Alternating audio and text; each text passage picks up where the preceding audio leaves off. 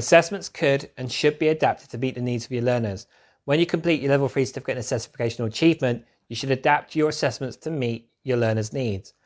Learner needs are anything that affects your learners, and it could be a disability, a learning style, a preference, or personal things. For me, my needs include being around for my children, working from home, and my learning styles are being a kinesthetic learner. I don't have any learning disabilities, but I may have an injury, such as a football injury, so these needs could change at any given time. So remember, learner needs may change throughout the program. You need to decide what you are assessing, so when completing the Level 3 certificate in Assessing Vocational Achievement, you'll assess both vocational skills and academic knowledge, and maybe both at the same time. You may be assessing informally to check learners' progress, or formally to confirm if they've achieved the qualification. So using the Level 3 certificate in Assessing Vocational Achievement as an example, you'll be assessed informally during the course, checking for progress through the questions and activities, and then you will be assessed formally at the end of each unit through your portfolio. Assessment plans, assessment practice, and self-reflection, which, if all goes well, will allow you to obtain the Level 3 certificate in Assessing Vocational Achievement.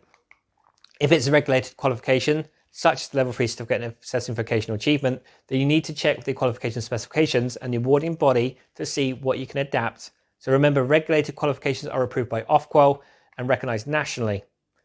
Changing assessment methods in agreement with the awarding body is known as making reasonable adjustments.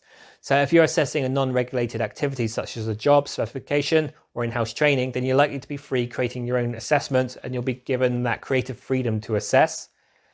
Learners need to include changing, or learners' needs may include changing resources or equipment for learners who are citing difficulties.